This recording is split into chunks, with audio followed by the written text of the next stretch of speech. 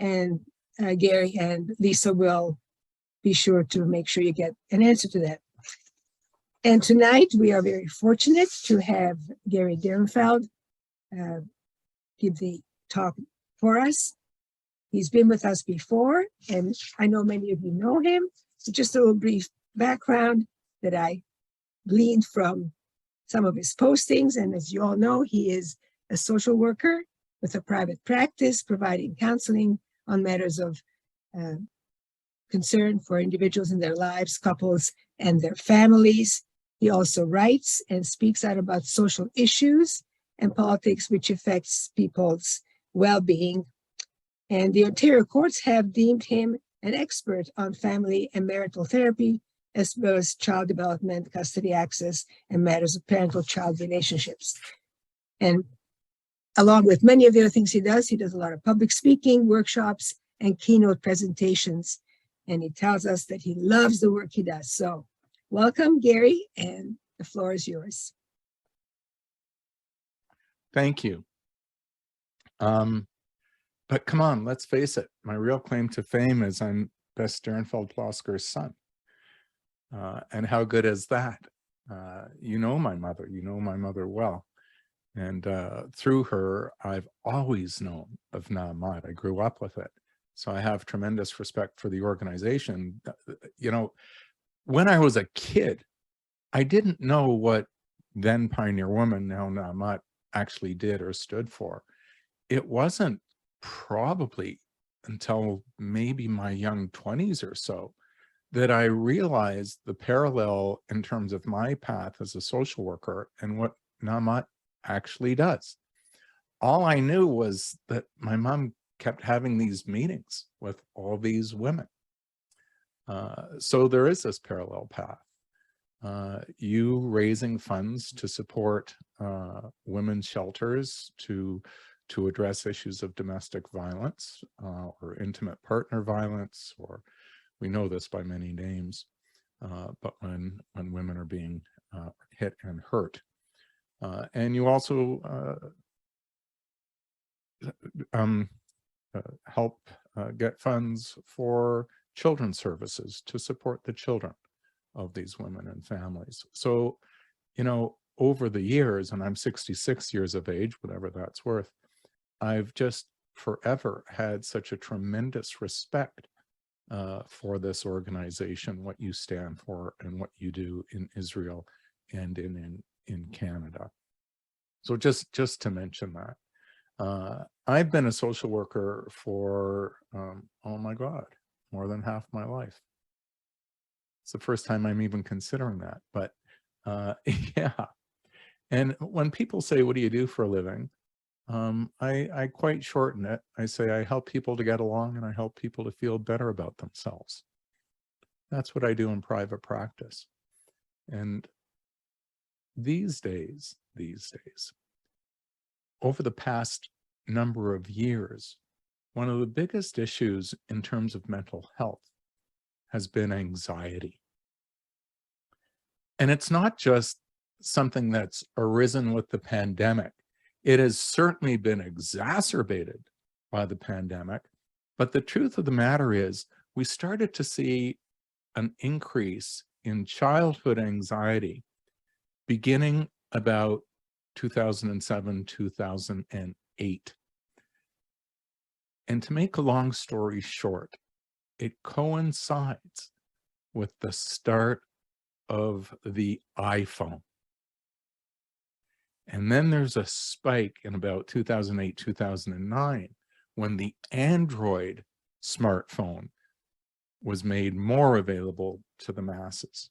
And ever since then, I mean, you can Google sales of smartphones, and you can also Google increase of childhood anxiety over the years. And what you'll see is those graphs, they almost map, they almost overlap one-to-one. So why? Why this increase in first childhood anxiety, and we'll get to adult anxiety? Why does that occur when we introduced smartphones to the general public? And the answer to that, we go back to psychology. In psychology, there is a concept called attachment theory. Attachment theory. The degree to which we're attached to a parental caregiver, we feel secure. This sense of attachment is different from when people talk about bonding. To feel securely attached, it means I'm caused to feel safe in your company. When we talk about bonding, we're talking about having fun in your company. And I particularly like having fun in your company. But if I'm that 2-year-old, 3-year-old, 4-year-old, 5-year-old, and I have fun with my friend's mommy or daddy over there, and my mommy is over here, or my daddy is over here, and I fall and I scrape my knee, I'm bonded to those friends' parents there, but that's not where I run. I run to my attachment figure, the one who has caused me to feel safe and secure in my early childhood, my parents. Hopefully, it's my parents. So just to differentiate the difference between attachment versus bonding. Well, we've introduced the smartphone, and for the first time in history, the child goes wham, and the parent goes, wait a minute, wait a minute, wait a minute, wait a minute. So now we have the introduction of a device that diverts the parent's attention from meeting the emergent needs of the child. And so when that child has those emergent needs, my diaper needs changing, I need stimulation, or I need to feed, and the parent is no longer as responsive as they used to be. Wow. It seems like such a little thing, yet it winds up being so impactful. So ever since the introduction of the smartphone, we've seen a rise in childhood anxiety. That was 2007, 2008. Those kids have grown up, or they're very much growing up. Some of those kids weren't infants. Some of those kids were already 7, 8, 9, 10 years old with the introduction of these devices. But what has happened is we, through electronics, have been separated from the care of our children. And even if we're in the same space, we're just not as emotionally available because of the distraction of whatever it is we're looking at. The increase of childhood anxiety. And so this has taken place over the last decade and a half, 2 decades. And then lo and behold, these kids grow up, they go to college and university. So we're seeing that more in that cohort of kids now entering university, college, the workforce, where they don't have that sense of secure attachment. We call it an insecure attachment. They're more prone to anxiety. They aren't caused to have been soothed. And now it's affecting them as adults. And now some of these adults are at a stage where they're having children as well. And then what happens with these children? Adult has anxiety. And now child has anxiety because the adult is going through, oh, I'm worried about this, I'm worried about that, I'm worried about the other thing. And I'm going to digress for a minute or add another layer to this. The other thing that has occurred over the last several decades is phenomenal changes politically and economically. You know, it used to be that a single income could carry a family. I'm really going back. How long has it been since a single income could carry a family? So now, politically, economically, we have families where it takes at least, funny way to say that, at least 2 incomes to support the family.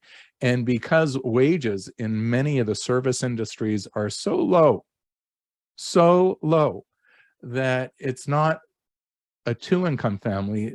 Some of these persons are having 2 and 3 and 4 jobs just to carry themselves.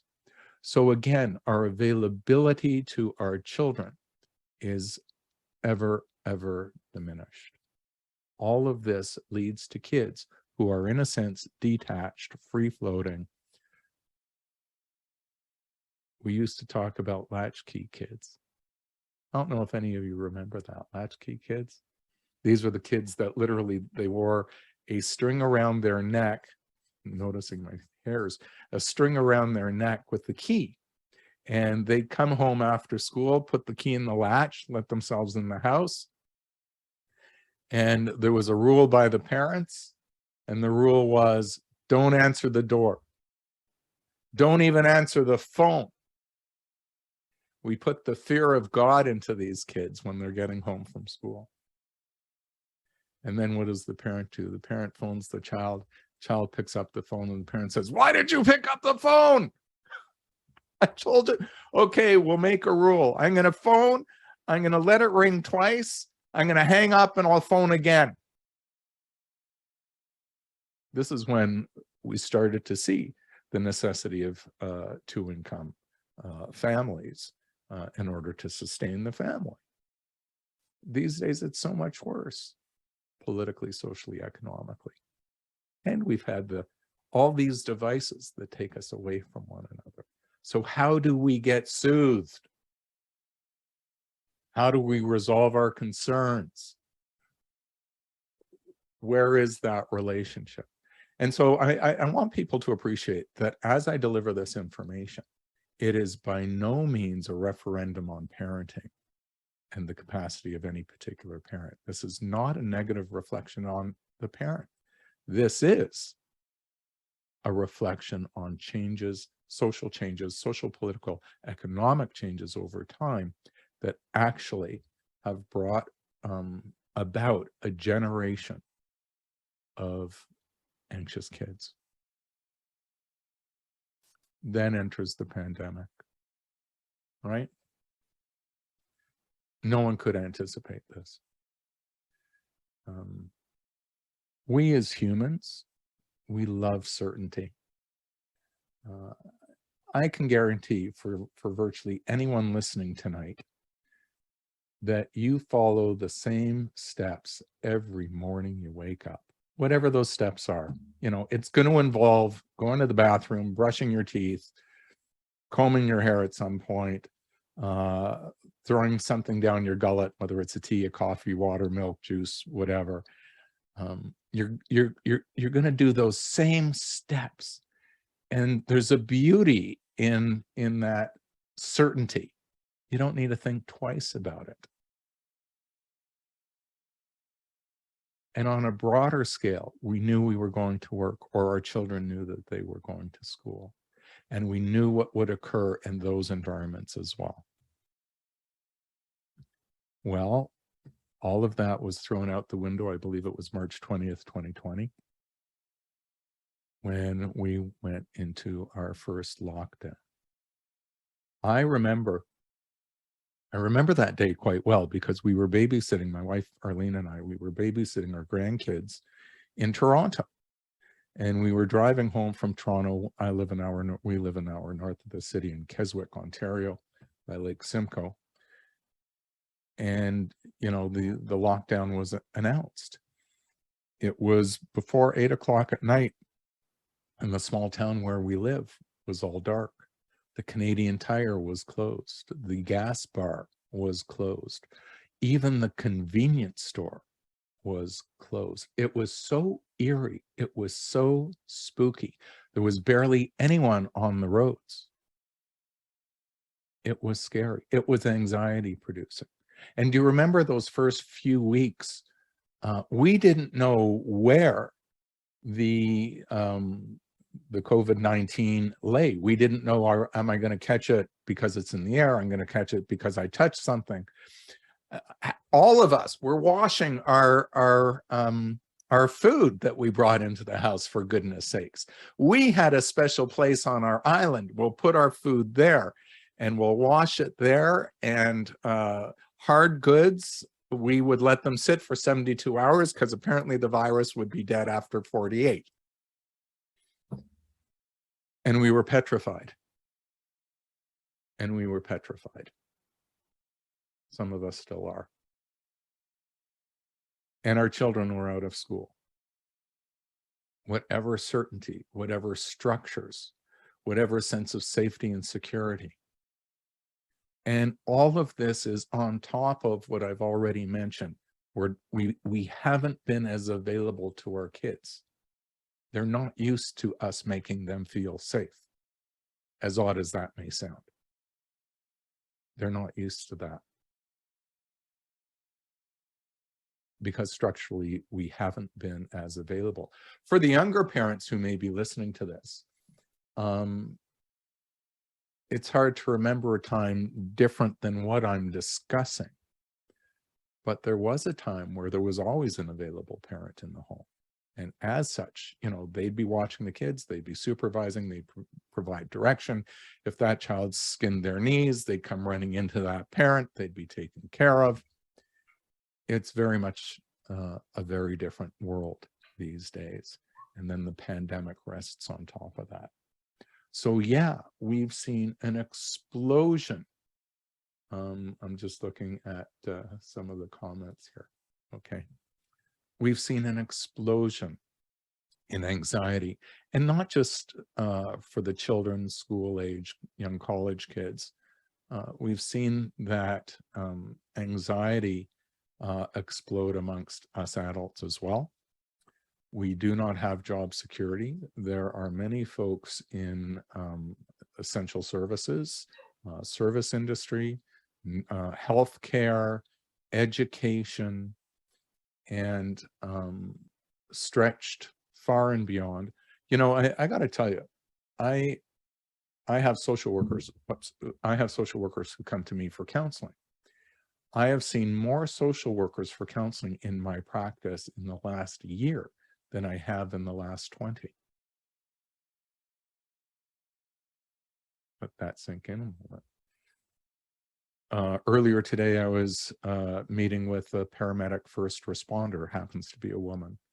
And my guidance to her was to see her physician to ask for a short-term leave of absence because of the stress.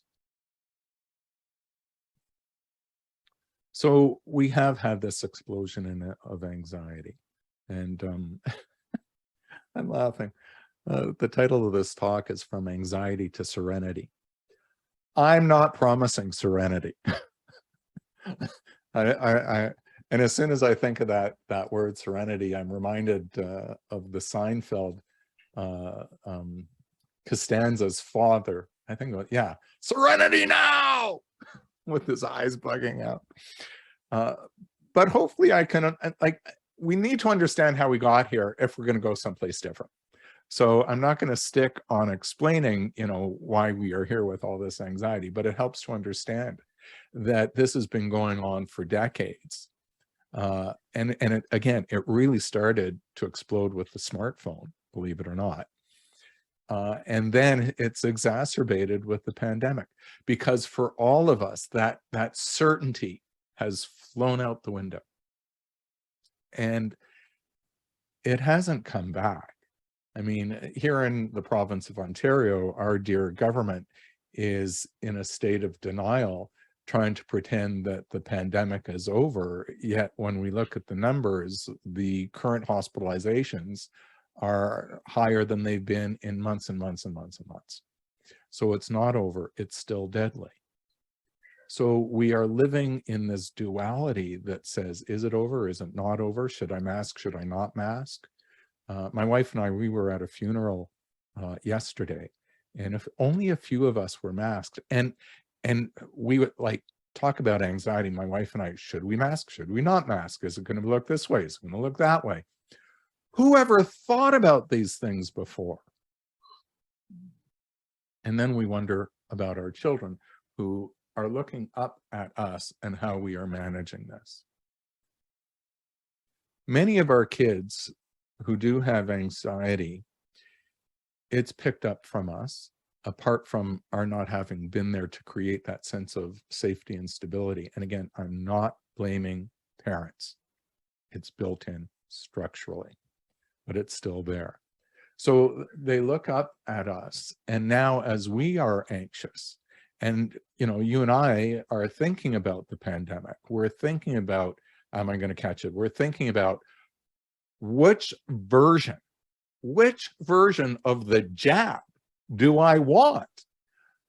Should I be getting the old jab, or should I get the new jab and wait? I mean, this was a conversation my mother and I had just 2 weeks ago. Should she get the old jab? Should we get the new jab? My wife and I got the old jab in August. So now we're talking about, when do we get the new jab? So we have this anxiety that's tied to some very real world events. From the child's experience, they look up at us and they say, my parent is afraid of something. I don't know what, per se, but they're afraid of something. And so I better be afraid too. And they'll look around, but they don't know what to be afraid of. And they develop first what we call GAD, G-A-D, generalized anxiety disorder. Here's the thing about anxiety, people. We don't like having big feelings that isn't oriented to something truly happening in our life. We don't like a disconnect between our feelings and the world outside of ourselves. So we like to make connections, to make sense. We like certainty, to make sense of these feelings. By way of example, I don't happen to suffer anxiety. I'm fortunate that way. But by way of example, this goes back to 1992. So that's longer than maybe some of our listeners right now have been around. We'll see. I don't know. I was in my second year of my private practice and I got a sinus infection. Okay. So I go to my physician and she prescribed erythromycin. Okay. Nothing unusual about that. I take the first pill. I get a bit of a queasy stomach. I take the second pill that day. I get more than a queasy stomach. I take the third pill that day. Oh my God, my stomach hurts. Following day, I take my morning dose and I have such an upset stomach. Oh my goodness. In the afternoon, I take the afternoon dose and I'm doubled over. Like, this erythromycin it just doesn't agree with me. But at the same time, I'm actually feeling depressed. And I don't typically suffer depression either. But I am literally, not figuratively, literally lying with my head in my wife's lap, crying, feeling depressed. And at that time in my private practice, I wasn't very successful. It was my second year of business. I'm still trying to develop my private practice. So I'm having these depressive feelings and the upset stomach and the nasal problems, the infection. And I'm trying to make sense of the depression. I'm saying, I'm a lousy husband. I can't even, I'm not pulling in enough income. It's all these horrible things. So I'm looking to make sense of my depression and I'm trying to tie it to things in reality in my circumstance. However, I phone my family doctor and I say, look, I can't take this erythromycin anymore. You've got to prescribe me something else for the sinus infection, which she does. Within 24 hours, the tummy ache abates, and so does the depression. I wasn't this awful husband. I had a depression secondary to the erythromycin, a very, very rare, extraordinarily rare side effect to occur. But yet the learning for me, what do you get out of this? What do you learn from this? Big feelings like to attach themselves to something in reality so that we make sense of the big feelings. Let that sink in. So now we have this kid who has these big feelings, anxiety. I look up, holy mackerel, I don't know where my parents are. They're not always available. I'm kind of free floating. That's scary enough. And then they look scared too. And they're looking scared could be because of economics, could be their own relationship. It could be job security, it could be food security, it could be housing, it could be the pandemic. All reasonable explanations. But for the child, I don't know what this is tied to. So I'm going to have to tie it to something. I think I'll tie it to school. I'm afraid of school. And all of a sudden we're labeling it school phobia. Or I'm afraid of this, that, or the other. So these big feelings, we like to tie it to things. And look, that's why anxiety disorder is called a disorder. These, and this is what I really want to drive home tonight.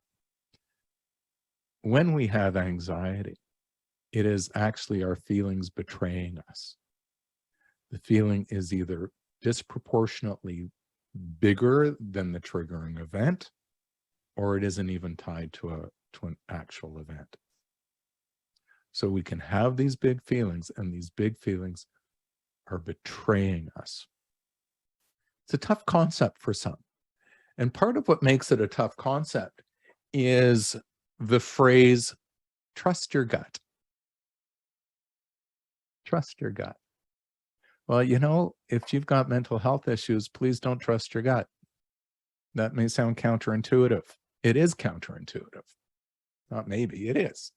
And, you know, there's some things, look, it's not a blanket statement. Don't ever trust your gut, or don't trust your gut for this. But when we have these big feelings and it creates that fear, no, we don't want to trust our gut. That is where we want to trust our head, our thinking, our thinking. So hopefully I've given some explanation that helps put anxiety into a bit of a context. Started with, we're just not available enough, believe it or not, to our children to cause them to feel secure. And that's been going on since 2007, 2008, whenever the iPhone came out. I mean, that's where it tracks to in terms of the data. We're just not there enough to cause them to feel secure. And then on top of that, the pandemic. What a whammy, in that it blew apart any semblance of certainty, and it caused reasonable concerns, reasonable fears. And so, you know, when it is reasonable, when I am worried about losing my job, that's not anxiety, that's fear. And it's reasonable. It's tied to a very specific situation. It's appropriate to be fearful in that circumstance. But when we have the feeling and we don't know what it's tied to, or it's tied to something in a sense inappropriate, like school phobia, and yet there's nothing going on. You chat with are you being bullied? Are you being bullied? No, I'm not being bullied. Sincerely, I'm not. Are you being touched? God forbid. No, I'm not being touched. I don't know what it is. I just start freaking out. Well, that's just our feelings betraying ourselves, and we're attaching it to something so that we try and make sense of it. So that's where, again, we want head over feelings. And we put thinking between feeling and doing. I'm trying to take a look at some of these questions here. Give me a second.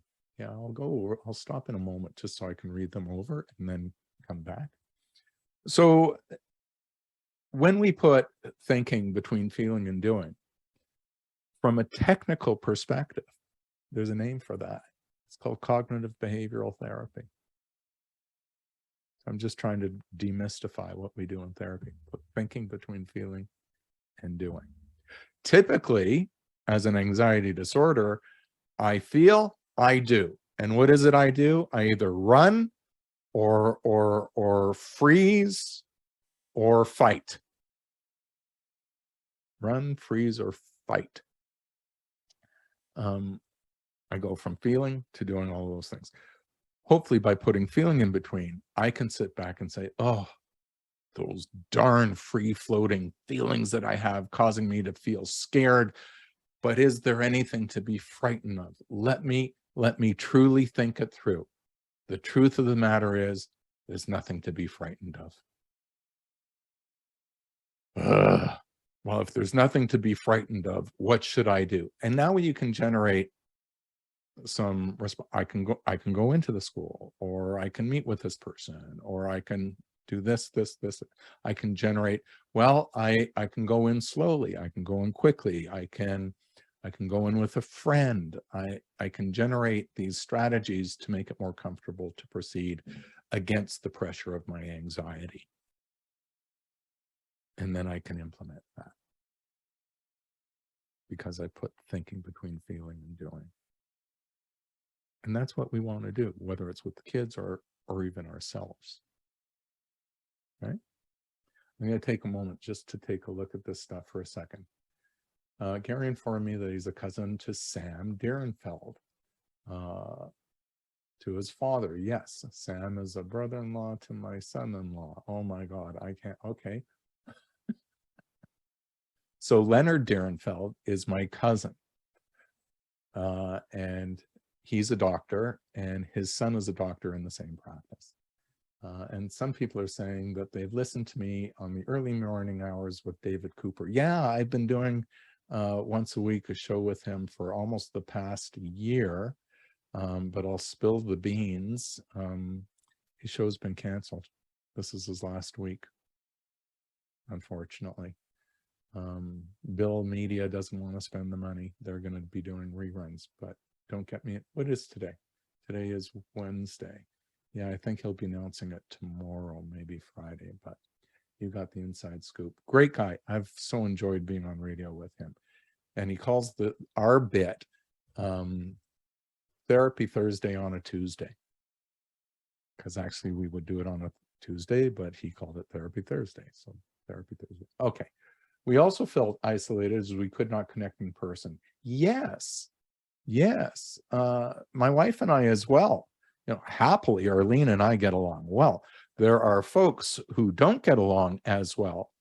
And to not have work or business or the capacity to go out and see others, those couples lose what we call, technically in social work terms, a distance regulator. We have just enough distance so that when we're together, we can stand each other or get along with each other. Okay. A distance regulator. And so many couples, that distance regulator is actually important to the relationship. We're really good at the end of the day with each other, but if we're with each other 24/7, we're not so good. We haven't learned how to sort that out and to be in each other's company that much of the time, and particularly when we're both stressed out. My wife and I have been working together out of the house for 33 years, virtually our entire time of marriage together. So we've long since sorted that part out. How do parents of young children hide their anxieties? Should they explain them, or should they explain them to their children? That's a really good question. Thank you. I guess that's from Jerry. First of all, you can't hide them. That's such a myth. Good luck with that. The first responder, the paramedic that I chatted with this afternoon, actually, I said, "How do you manage?" And she says, "Oh, I just stuff it down." And I said, "Have you ever noticed that sometimes you just wind up barfing it back up?" And she says, "Yeah, that's why I'm with you today." So the truth of the matter is, as much as we try to hide or put down or whatnot, we can't. So a couple of things. Don't think in terms of hiding from your children, but do think in terms of talking with your spouse, a friend, a therapist, clergy, members of Naamat, your friends here. It's typically helpful to talk about these things, to get it out. In my Facebook posts, I post a ton on Facebook, you know, I talk about reaching out if you need that. And, you know, many people think, oh, I should be excuse me, able to handle this. I shouldn't have to reach out. I should be able to cope. Nonsense. Talk about your feelings. That's okay. What's not okay is being triggered by them and acting automatically. That's what gets you into trouble. But talking about them and acknowledging, I have these, I can say this word, damn feelings. That's a healthy thing to do. With respect to the children, you can use yourself, you know, sweetheart, I have scary feelings too. And you acknowledge it, you own it, you can be authentic, you can be transparent. And here's what I do to cope, sweetheart. I think about, is this fear something I should really be afraid of, or am I just upset because of the situation? So we can use our experience to help our kids problem solve. And, you know, we do that through empathy. I get what you're talking about, sweetheart, because mommy or daddy, or however you identify yourself, I feel that way sometimes too. And here's what I do, and here's what helps me. And you don't say it in such a way as, and you shall do it too, because if it helps me, it helps you. No, you're just offering it up. You know, you might like to try it, sweetheart. See what happens. So we're not in a power and control paradigm from a parenting perspective, thou shalt do, but it's a collaborative paradigm that says, here's what works for me, maybe it can work for you.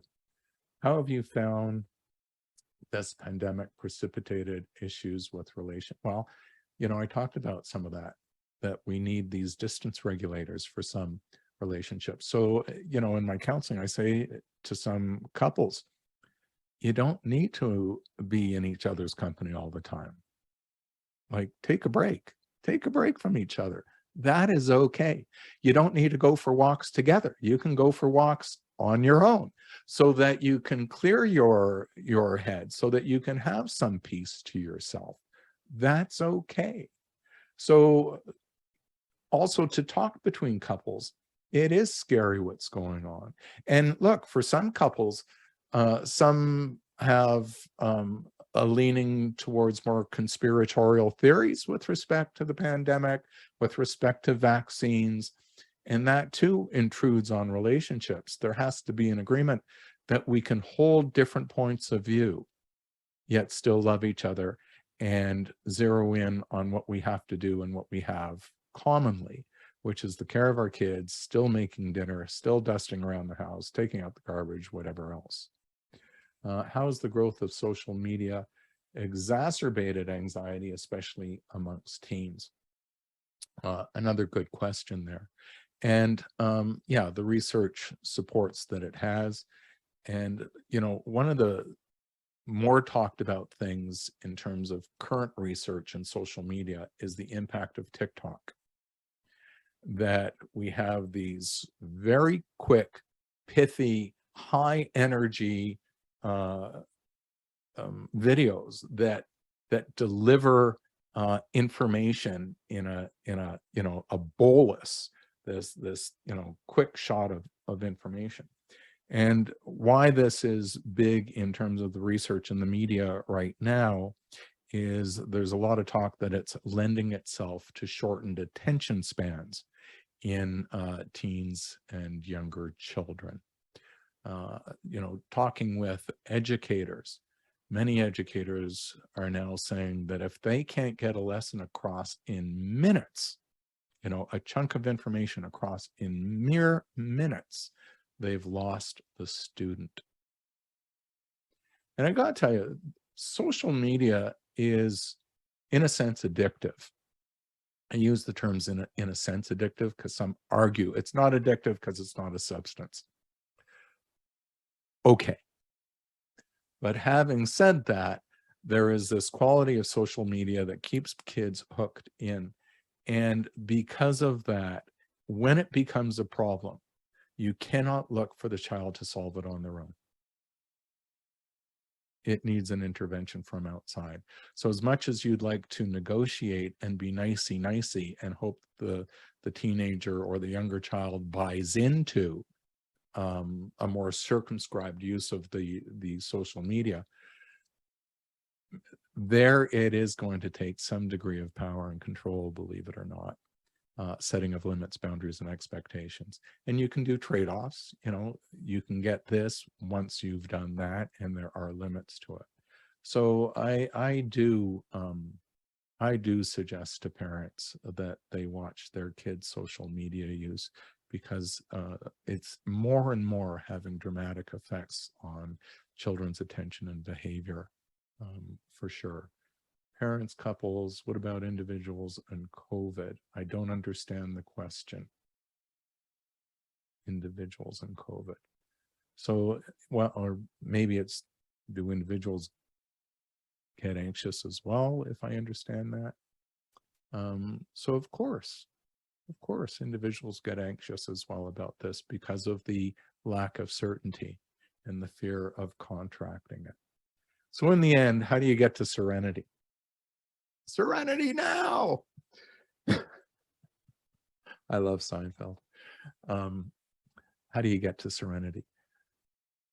One way is to practice meditation. And people, you know, if I had a dime for everyone who told me, meditate, meditate, meditate. But there is a value to meditating. And many people don't really understand what meditation even is. All it is the capacity to check one's mental emotional state and be aware of it and be mindful of it. That's all it is. Meditation is a practice, and there's very different kinds of ways of doing this, but it's just a practice to help us be mindful, to check in with our mental and emotional state. So years ago, when I was in my young 20s, I took transcendental meditation. Back then, there were tremendous spiritual overtones to it, which personally I didn't subscribe to. I subscribed to the practice, not to the spirituality of it. But the practice was terrific, and it still is terrific, and I still practice it from time to time, along with 3 or 4 other approaches to meditation. But at the end of the day, it is about recognizing, where are your shoulders? Are they up here or are they down here? If you notice, throughout most of my talk, my shoulders have been down here. Very intentional, so that I am calm in my delivery of information. I'm not scared or anxious talking to this large group of persons over Zoom. So meditation is a very potent strategy for being able to check in with oneself, to recognize, where is my emotional or thinking state right now. And the value of doing that is so that we can have choices. Because if I recognize, oh my God, my breathing is up here, my shoulders are up here, if I can recognize that, then again, I can make choices. I can put thinking between feeling and doing. And I can lower my shoulders. I can breathe through my tummy diaphragmatically. I can speak slower. I can breathe, and I can calm myself. So I encourage people to learn how to meditate. I'm not a meditation teacher. I'm a social worker. So you can do that through different websites, calm.com, CALM.com, headspace.com, HeartMath, I think that's the name, heartmath.com. These are all different strategies and ways of using meditation. And what you want to do through meditating is, as you recognize, oh my God, all these thoughts were going through my head, that's why I'm meditating. It's not to stop them, it's to recognize them and then have choices around that. As you become proficient at doing that during the period of meditation, then you get to use what you've learned in meditation and you apply it to the rest of your life and the rest of the time you're out in your life. So as I'm talking with this group, I can recognize, oh yeah, I need to calm myself. I need to talk a little bit slower, maybe a little bit quieter. I'm getting myself excited. If I'm excited, I'm going to excite other people. Okay, so these are things that people can do. I'll introduce you to another concept. in terms of, you know, from anxiety to serenity. So meditation is one. It's very potent. The other is this concept of what we call mirror neurons. Mirror neurons. Back in the 1990s, there was a group of neuropsychologists or neurologists. I forget what their actual profession was. I'd have to go back and look it up. But what this group of professionals did is they wired up the brain of a macaque monkey. And so here we have this macaque monkey with wires going into its brain, like an electroencephalograph. Is that what it's called? I think so, EEG. And it goes to a machine so we can see the brain waves of the macaque monkey. They give the monkey a banana. And they say, let's look at the brain waves. And son of a gun, we now know what the brain waves of a macaque monkey eating a banana looks like. Okay, big deal. Well, let's wire up a second macaque monkey. So now we have both these monkeys wired up to these machines. Let's give this monkey the banana. Let's not give this monkey a banana. But let's let this monkey watch that monkey eat his banana. Lo and behold, the same brainwave pattern in the monkey observing as the monkey eating. So this group of researchers postulate the notion of mirror neurons. These neurons are mirroring the experience of this monkey. Why is this a good thing? Imagine you're in the jungle. You're a macaque monkey in the jungle. I don't even know what jungles they'd be in, by the way, but work with me. I'm this macaque monkey in the jungle, and there is a threat, a tiger, a lion. I don't know what eats macaque monkeys, but we'll pretend it's a tiger or a lion. And this monkey sees it. This monkey does not. This monkey goes, ooh, ooh, ooh, ooh, ooh, I'm going to get out of here. This monkey, because of the mirror neurons, looks and says, don't know what it is. It ain't good. I'm going to. Now, can you imagine if there weren't these mirror neurons? This monkey goes, ooh, ooh, ooh, I'm out of here. This monkey says, I didn't see it. I don't believe it. I'm hanging in. Bam, this monkey gets eaten. Not so good. So to have mirror neurons, from a survival of the fittest or you know, a Darwinian perspective, it's very helpful. Fast forward into the 2000s, and I don't remember if it was the same group of scientists or not. However, instead of wiring up macaque monkeys, they finally had the bright idea, let's wire up humans. So we've got this human, and we can give the human a stimuli. We'll pretend it's a banana as well. I like bananas. And now let's wire, and so let's figure out what the brainwave pattern of this human eating a banana is. Let's wire up a second human. We only get to watch, and lo and behold, we're seeing the same brainwave patterns. Son of a gun. You and me, we have mirror neurons too. Well, now let's move from experimental or research neuropsychology to applied psychology. How do we use this stuff? How do we apply it? Here is child or somebody else, and they're anxious. And I don't even know what I'm anxious about. Could be this generalized anxiety disorder, could be school phobia, could, When this child does this, it triggers the mirror neurons in the parent or the cohort.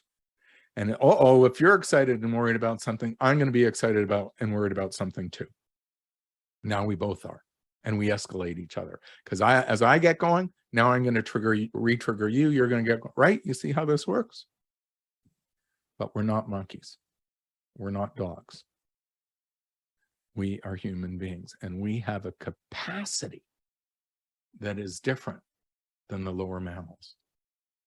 And that is the capacity to self reflect. I meditate. So I am now aware of when I've been triggered, when I'm going off. And now because I'm aware, I can make a choice. Do I want to take off and join them in this flight of anxiety? Or do I want to calm myself?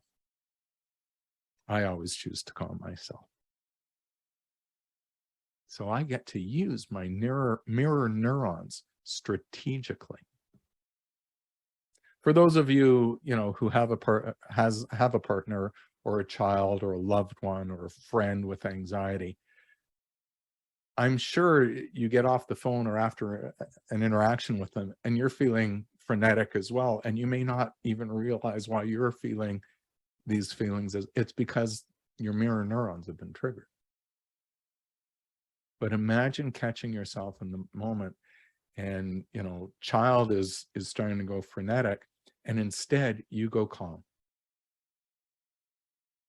You want to use your mirror neurons strategically to influence the mirror neurons of the other.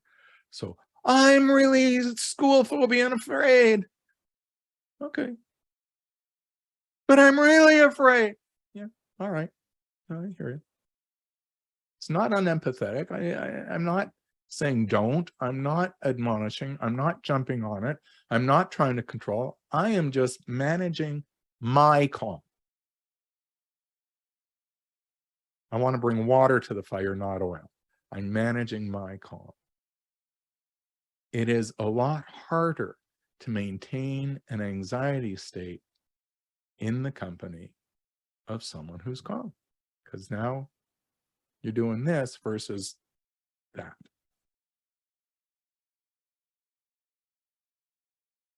It's hard to do this if you're not aware of your own mental or emotional state.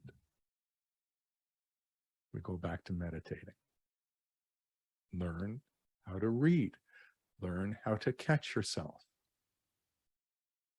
Let's see, how do we help ourselves get out of the pandemic mode and back to life in person again? Yeah, well, look, many people have embraced that. They've dropped the mask, they're running back in, but we're also seeing rates of COVID raising again. My wife and I haven't dropped the mask. So we still tend to be more than cautious. That's our choice. It will be years still, maybe even a generation, quite frankly, before we're out of pandemic mode. So we have to start with a realistic expectation. And it's not how do we get out of pandemic mode, it's how do we manage it more effectively? That is a better question to ask. How do we manage it more effectively? And we manage it more effectively by being aware of mirror neurons, seeing what's going on around us, and managing our own calm. We manage it more effectively, being aware of what's going around us, its impact upon us, and us managing our own calm. So important. Just another note about children with anxiety disorders. There was a study out of Yale. I don't know, I'm losing track of time, 3 or 4 years ago. I don't think it was as many as 5 years ago.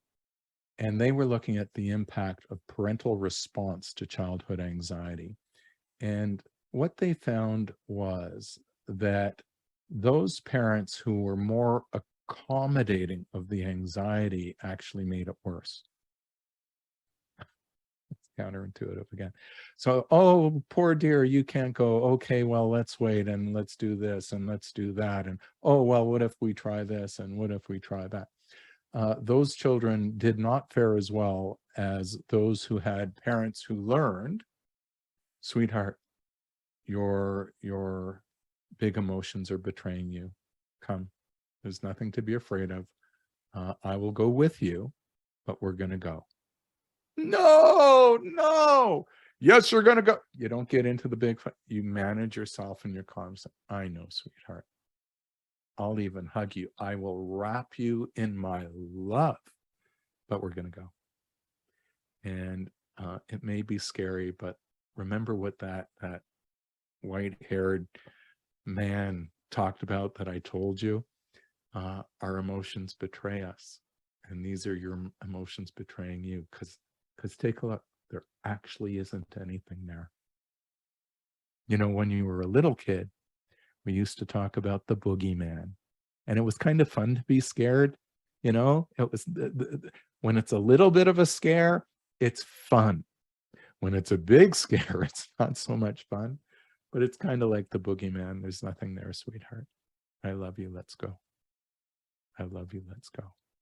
And we want to nip that in the bud. We want to do that as best as possible early on, so that we are actually less accommodating and we still maintain limits, boundaries, and expectations. But we're still forever empathetic and caring and calm, always calm in our delivery. That's hard on so many parents, particularly when their kid is anxious, because the parent is worried about themselves getting out the door and off to work as well. And so sometimes you have to start earlier in the morning. Okay, you have to anticipate this so that your anxiety over being late doesn't inadvertently feed your child's mirror neurons. So look, I'm going to slowly bring us to a close. We started 45 or so minutes ago, and I gave a little bit of a history of the rise of anxiety over the last couple of decades, starting looking at attachment theory and the fact that we're not as available to our children. So they don't actually have the same kind of secure sense in the world because we haven't been available. No fault of the parent, it's built in structurally. And then along comes the pandemic, and we do add oil to the fire in that now we've taken away certainty and replaced it with tremendous fear and uncertainty. And from the child's perspective, and for many of ours in the early days of that pandemic, it's like trying to catch smoke. Where is the virus, and is it going to kill me? And we didn't even have a vaccine yet. So you know, we've all lived through that, and our children have lived without the structure and have had to go through so much upheaval, and this has been their lives. I mean, I'm in my 60s. The folks listening to this are probably anywhere from 40s to my mother, who I'm happy to say is 98. She's amazing to me. So we've had other experiences of calm and whatnot in our lives. For our children, this is a huge 2 years, 2.5 years. If you're a 5-year-old, that's half your life. It's a much bigger experience, okay? So this is where we've gone in our thinking. But to find the serenity, it will always, always be about us starting first and finding our calm amidst the storm. And I do recognize that some things are scary. They are so beyond our control, whether it's food security, a roof over our heads security, job security, all of these things because of the pandemic and the economy now. So many of these fears are reasonable. We have to manage ourselves for how it may come down upon the heads of our kids and affect them. But as we manage ourselves, as we're open, as we're transparent, as we talk about our concerns and our solutions, this is how we get to a better place. So I ramble a bit. I don't use PowerPoint and slides. I just chat. And I'm so hoping that there was something interesting of value or something to learn from this chat tonight. And you have to know, 2 things. I have tremendous respect for Na'amat, and I wish you well. Thank you. I'm going to go back to Judith, I guess, and where would you like to go from here? So, Gary, I have the absolute pleasure of thanking you for our talk tonight. And I have to say that I'm a social worker, and I kept taking notes because I loved all the things that you said. And there were some new things that I learned today. So I think that we all walk away with, your enthusiasm, your calm. I felt the calmness. I don't know how other people felt in the talk. There's a lot of calm and a lot of very practical tips throughout, and a lot of things to think more about. And, first I started writing stuff like humor, but then practical suggestions and learning some new ideas. And I really want to thank you so much on behalf of Namat, on behalf of everyone here today. And it's been a pleasure. It's the second time I've heard you speak to Namat, and I'm just so glad that you were able to come back and be here with us. And we do have a certificate, and I think Lisa is going to share screen because we have a certificate of appreciation to you. I love that. I love that. I do like that. Thank you. And you will be getting a copy of it. Okay, so thank you so much for your wonderful talk. And one of the calm amidst the storm. And that's how we're all living right now, eh? The calm amidst the storm. And, it's been wonderful to have so many people here. Now, hang on, because I'm going to turn